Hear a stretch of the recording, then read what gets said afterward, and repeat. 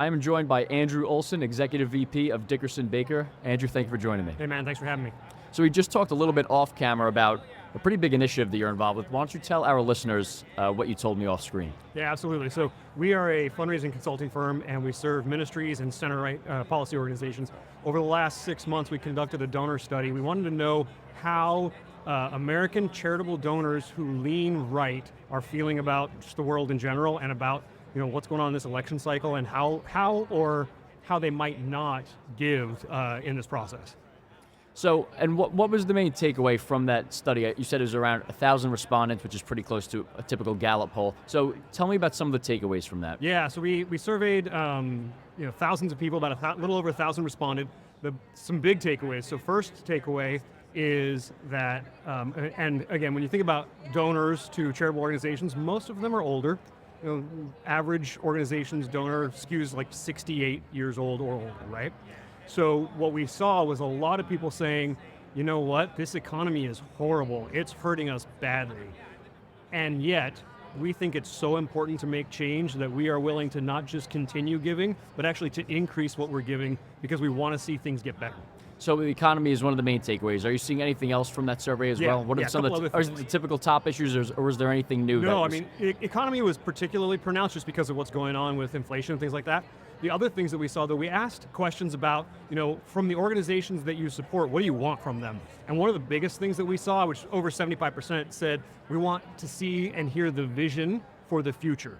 So it's really easy, I think, in an environment like this to go negative, to talk about what's wrong, to look in the rearview mirror. But what most of the donors said to us is, we want to know about your plan for the future. We want to see actually, where are you headed? And then we'll decide whether or not we get on board with you.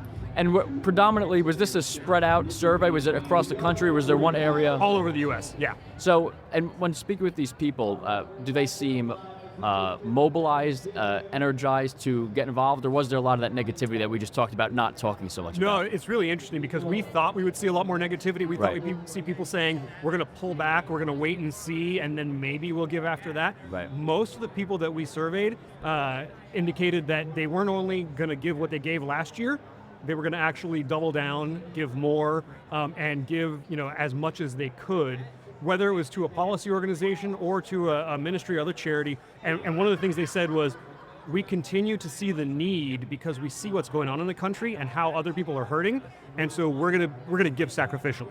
Now that's kind of interesting. I wanted to ask you, who are they giving to predominantly? Because there's ministries, there's political groups, there's a lot of different things that are trying to all sort of at some point meet for the same goal.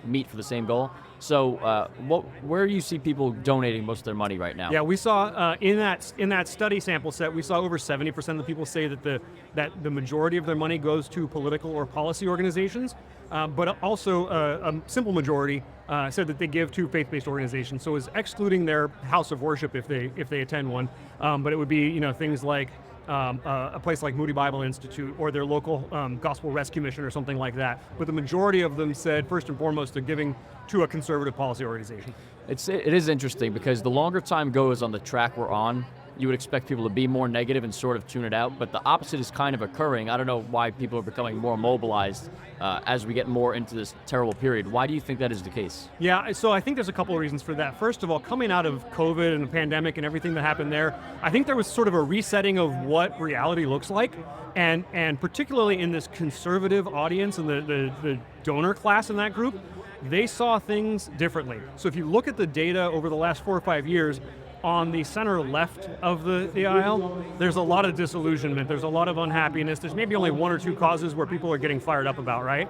On the center right and further right, there's a lot of hope. There's a lot more hope than you might think, right? So I believe that what we're seeing with donors is they're saying, look, we know things are bad. We can see it in our bank accounts. We can see it in what our grandkids are bringing home from school. We can see it in what we're consuming in the media. And yet, we believe that this country is still predominantly going to be able to head in the right direction, and that if we can get the right people making the right decisions, we can actually turn this country around. And the opposite is usually true. You usually see the left more generally mobilized, even when there isn't something that's really motivating everybody, and the right's usually a little bit more subdued. Now the opposite's occurring.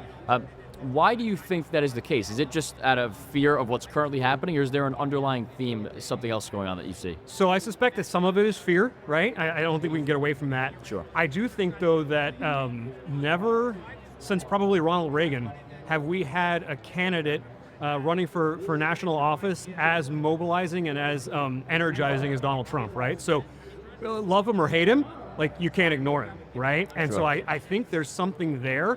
I also see this underlying resurgence, even though fewer people are attending church, there is a strong resurgence of faith. And I think that a interesting. lot of people are leaning into that. And I think that drives hope for a lot of people. Sure. Now, you mentioned the disillusioned middle, center, left Democrats that you guys surveyed. How likely do you think it is that those sort of people will perhaps shift allegiances and maybe vote for someone like a President Trump or donate to more right-leaning causes? I think it's highly doubtful. Doubtful. What I suspect, though, and I'm not a pollster, Sure. but I suspect that rather than changing allegiances, they may just stay home. Which is a net positive for someone like President Trump. Sure, Right. yeah. So it moves the needle that way. Thank you so much for joining me today. I Yeah, appreciate absolutely. it. Thanks for having me. Thank you very much.